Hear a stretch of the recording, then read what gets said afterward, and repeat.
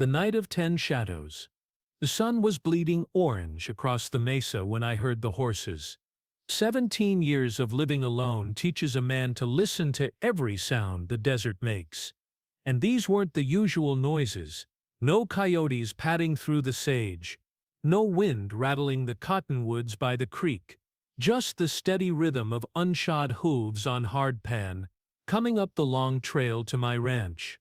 I set down my coffee cup and reached for the Winchester leaning against the porch rail. Not out of fear, mind you. Fear had been worked out of me long ago by drought, blizzards, and loneliness that could drive a weaker man to madness. But a sensible man keeps his rifle close when strangers come calling, especially this far from town. The riders crested the rise like shadows given form. 10 of them sitting their horses with the kind of easy grace that only comes from being born in the saddle. Apache. Even in the fading light, I could tell by the way they moved, the way they held themselves. Their leader, a man whose face was etched with lines that spoke of hard winters and harder choices, raised his hand in greeting. I stayed on my porch, rifle resting casual-like across my forearms. Not pointing it at them but making sure they could see it all the same. Evening, I called out. The leader guided his horse closer, stopping just at the edge of what most folks would consider talking distance. Close enough to show respect, far enough to run if things went sideways. "We need to stay here tonight," he said, his English clear but carrying the rhythm of his native tongue underneath. No preamble, no pleasantries, just a statement of need. I studied them in the dying light. Their horses were lathered with sweat and foam, blown hard by what looked like a long ride. The men themselves sat tall, but I could see the weariness in their shoulders, the way their eyes kept scanning the horizon behind them. These weren't raiders looking for trouble. These were men running from it. "Why?" I asked. The leader's dark eyes met mine across the distance. "Because the blue coats will not think to look for us with the crazy white man who talks to his cattle." Despite everything, the tension, the uncertainty, the fact that I had 10 armed Apache warriors in my yard, I almost smiled. In 17 years of solitude, I'd developed the habit of talking to my livestock. Apparently word had spread. "How do you know I won't ride to Fort Apache and tell them you're here?" "You could," he admitted, "but you won't." "Why's that?" "Because you're still standing on your porch talking to us instead of shooting or running. And because," he paused, seeming to weigh his words, "because we know what happened to your woman and your boy." The words hit me like a mule kick to the chest. I hadn't spoken of Sarah and Tommy to another soul in all these years. Hadn't even said their names aloud, keeping them locked away in the deepest part of my heart where the pain lived. "You don't know nothing about that," I said, my voice rougher than I intended. "We know the cholera took them in town.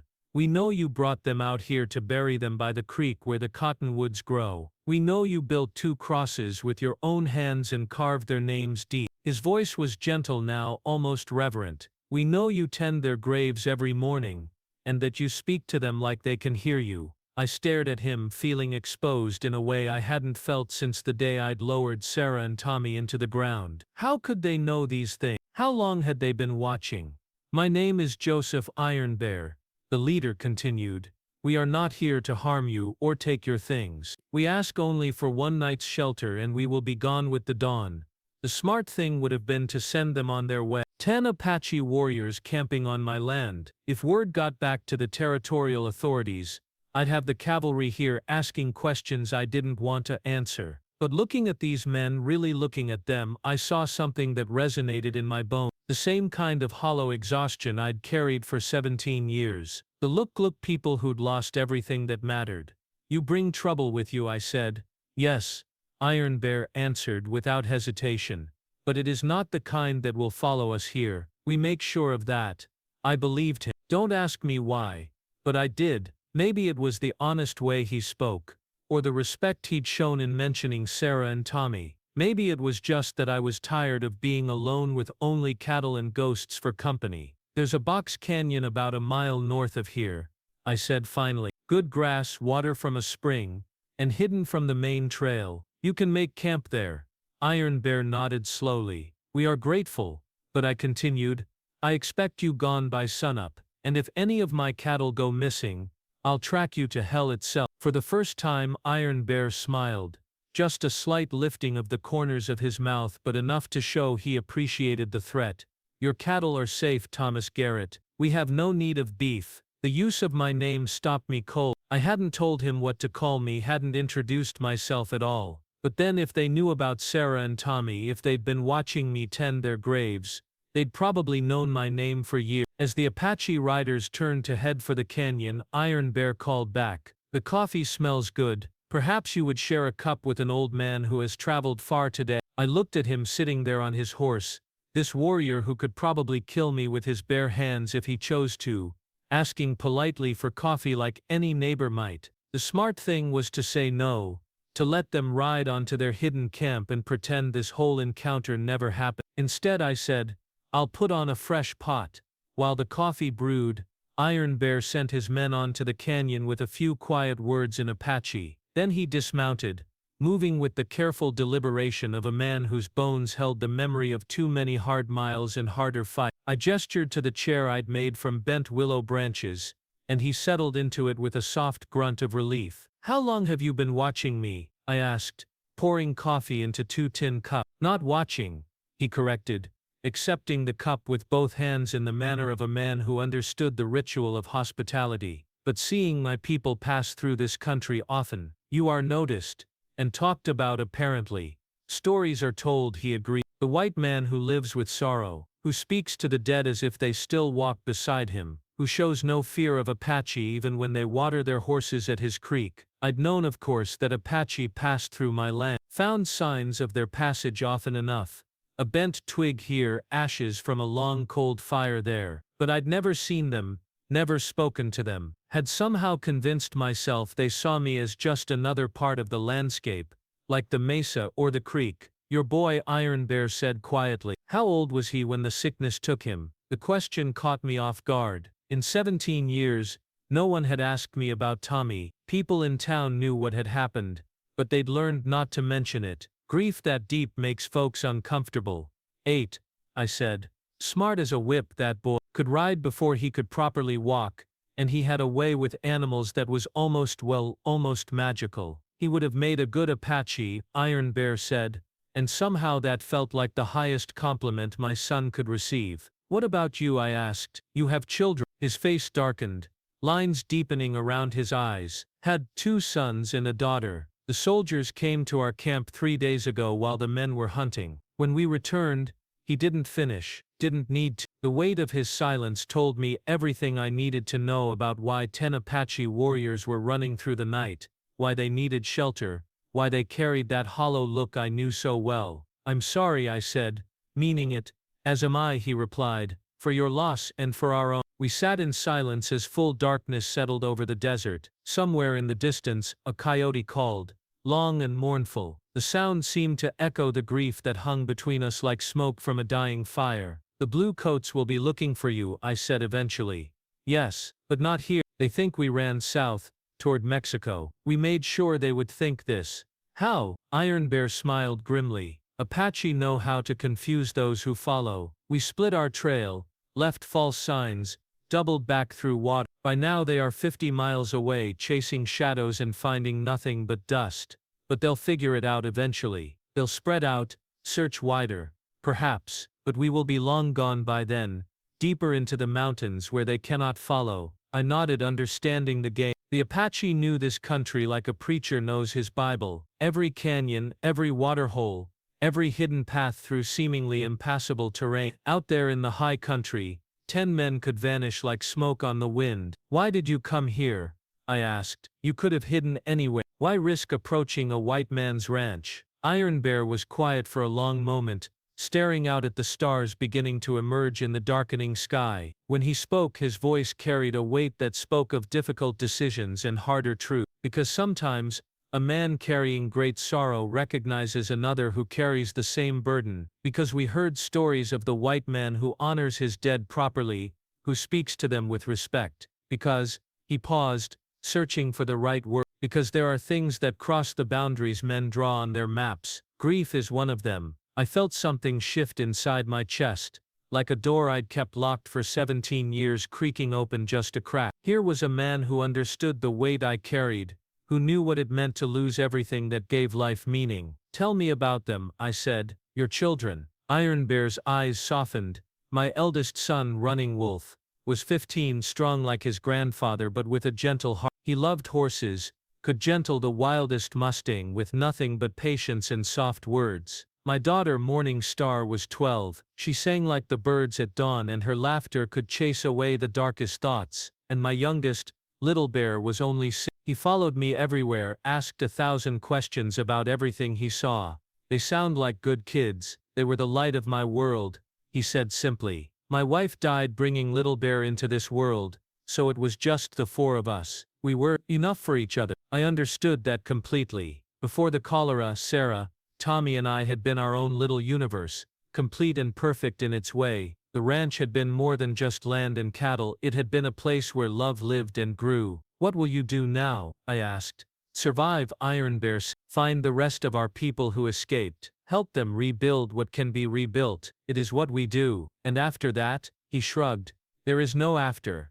There is only the next day, and the next. You know this." I did know. For 17 years I'd lived the same way, one day at a time, putting one foot in front of the other, finding small purposes to keep going, tending the cattle, maintaining the ranch, caring for Sarah and Tommy's graves, little tasks that added up to something resembling a life. "You could stay," I said, the words surprising me as much as they did him. "Not here exactly, but there's a lot of empty country. You could find a place to start over." Iron Bear shook his head slowly. "Running will only work for so long. Eventually they will find us, or we will find them. This thing between my people and yours, it's not finished yet."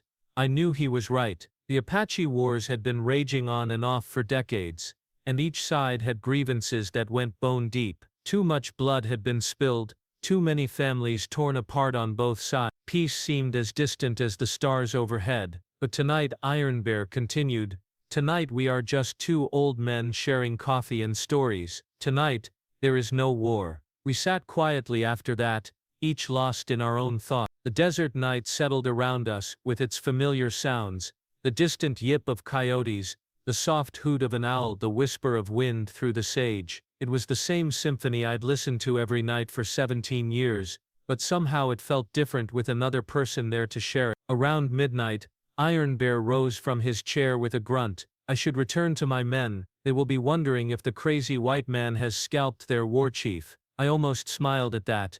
They'd probably consider it an improvement. This time, Iron Bear did laugh, a rich, warm sound that seemed to chase away some of the darkness that had settled between us. "Thank you, Thomas Garrett," he said formally, "for the shelter, for the coffee, for listening." "Thank you for the company," I replied. "Gets quiet out here sometimes." Iron Bear mounted his horse with the fluid grace of a man who'd been riding since childhood. "Perhaps our paths will cross again someday." "Maybe so," I said, though we both knew the chances of that were slim. The territories were vast, and men like us, marked by loss and living on the edges of civilization, rarely met twice. I watched him ride into the darkness, his horse's hoofbeats growing fainter until they were lost in the night sounds of the desert. Then I sat back down on my porch, nursing my coffee and thinking about the strange turn this evening had taken. For 17 years I'd lived in careful isolation, speaking to no one but my cattle and the ghosts of my family. I'd convinced myself that solitude was enough,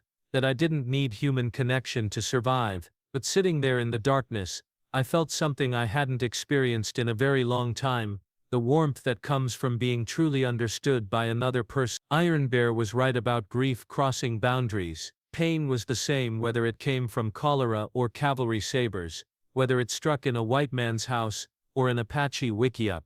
Loss was loss, and the hollow ache it left behind knew no border. As dawn began to lighten the eastern sky, I walked out to the box canyon to see them off, but when I arrived they were already gone, leaving no trace except some pressed grass where they'd slept, and cold ashes from a carefully banked fire. It was as if they'd never been there at all. But on the rock where Iron Bear had sat to drink coffee, someone had left a small gift, a carved wooden horse, no bigger than my thumb, made from some dark wood I didn't recognize. The craftsmanship was exquisite, every line and curve capturing the essence of a running Mustang with startling clarity. I picked it up, turning it over in my hands. On the bottom, carved in tiny but precise letters, were 3 words: for Running Wolf. I understood that this wasn't just a gift, it was a trust. Iron Bear had given me something precious, something that connected him to his lost son, a token of the bond that had formed between 2 grieving fathers in the space of a single night. I carried the wooden horse back to my ranch and placed it on the mantel above my fireplace,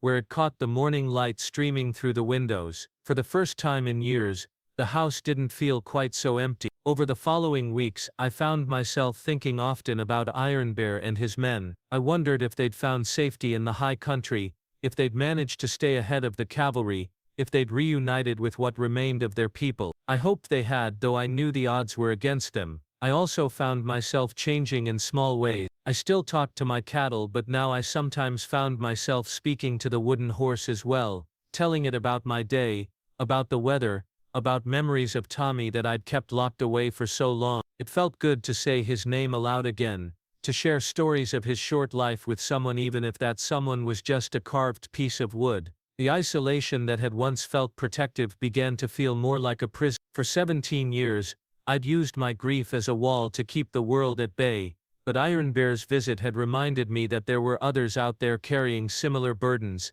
others who might understand the weight of loss without trying to fix it or explain it away. I started riding into town more often, not for supplies but just to be around people. I began talking to my neighbors again, asking about their families, their struggles, their small victories. I discovered that the world was full of people carrying invisible wounds, and that sometimes the greatest gift you could give another person was simply to listen. Months passed. Spring turned to summer, summer to fall. I heard occasional reports about Apache raids further south, cavalry patrols returning with nothing to show for their efforts. The war continued its ugly dance, but it felt more distant now, like thunder from a storm that was moving away. Then one crisp October morning, I found something that made my heart skip a beat. Tucked under the corner of Sarah and Tommy's headstones was a small bundle wrapped in soft deer hide. Inside was another carving, this one of a young girl with her arms raised as if she were singing, her face turned toward the sky. I knew without looking at the bottom what I would find carved there: for Morning Star, and below that, in the same careful lettering, "Thank you for keeping watch over our dead." I looked around the empty landscape, searching for any sign of the person who had left this gift, but saw nothing. The desert kept its secrets well, but somehow I knew Iron Bear had been here, had seen how I tended the graves of my family, had understood that this was my own form of remembrance and respect. I placed the carving of Morning Star next to the wooden horse on my mantle, and that evening I told them both about my day, about the cattle, about the letter I'd received from my brother back east, asking me to visit. For the first time in 17 years, I was actually considering his invitation.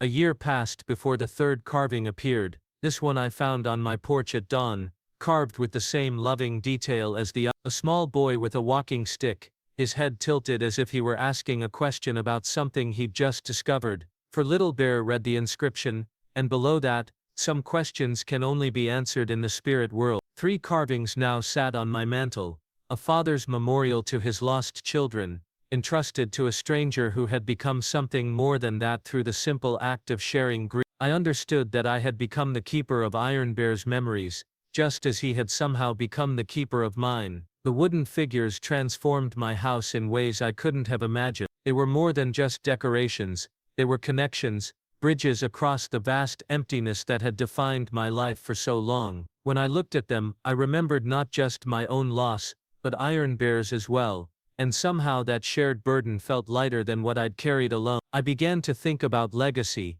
about what we leave behind when we're gone. For 17 years, I'd been focused on preserving the memory of Sarah and Tommy, but now I wondered about the stories that would outlive me. Who would tend their graves when I was gone? Who would remember the love that had once filled this house? The answer came to me gradually, like dawn breaking over the mesa. I started writing not formal letters or legal documents, but stories about Sarah's laugh, about Tommy's way with animals, about the life we built together in this harsh but beautiful country. Stories about a night when 10 Apache warriors had taught me that grief could be a bridge instead of a wall. I wrote about Iron Bear too, about his courage and dignity, about the love he'd carried for his children and the trust he'd placed in me. I wrote about the carvings, and what they meant, about the way shared sorrow could create unexpected bonds between the most unlikely people. As I wrote, I realized that this was my gift to both families, preserving their stories, making sure they wouldn't be forgotten when the last person who'd known them was gone. The words themselves became a kind of monument,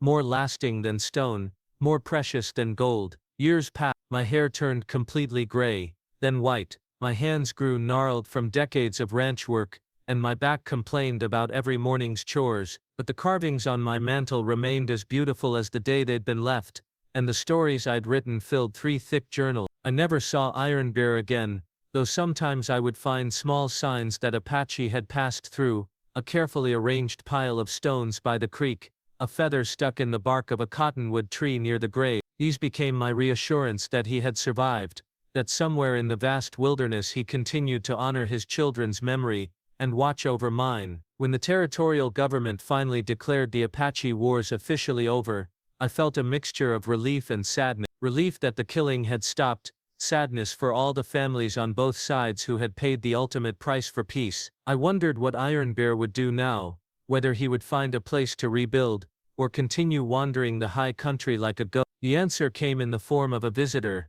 not Iron Bear himself, but a young Apache man, who introduced himself as Standing Bear, Iron Bear's nephew. He'd come, he said, because his uncle was dying and had asked him to collect something. He wants the stories, Standing Bear explained. The ones you wrote about our family, he says they belong with our people now. I brought out the journals, surprised to realize how heavy they'd become over the years. How did he know about these? Standing Bear smiled.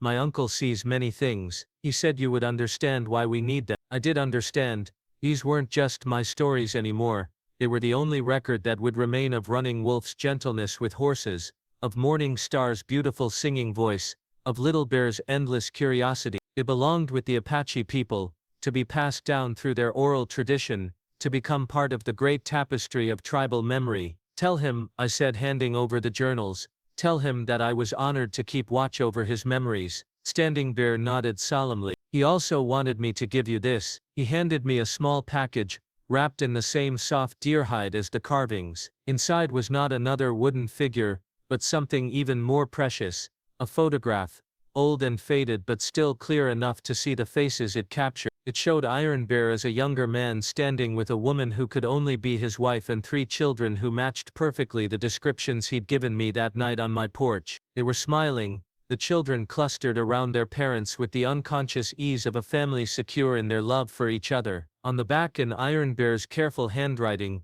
were the words, "So you can see their faces when you remember their story." I held that photograph for a long time, studying the faces of people I'd never met but had come to love through their father's memories and my own written words. Here was the essence of what we'd shared, not just grief, but love that transcended death, that reached across cultural boundaries, that created unexpected connections between strangers. Standing Bear left that evening, carrying the journals back to his people. I watched him disappear into the desert twilight, taking with him years of my work but leaving behind something infinitely more valuable, the knowledge that stories have the power to heal, to connect, to ensure that love survives even when the people who created it are gone. That night I placed Iron Bear's family photograph on my mantel next to the 3 wooden carvings. The house felt complete in a way it hadn't since Sarah and Tommy died, filled not just with memories of my own family but with the presence of another family whose stories had become intertwined with ours. I continued to live on the ranch for several more years,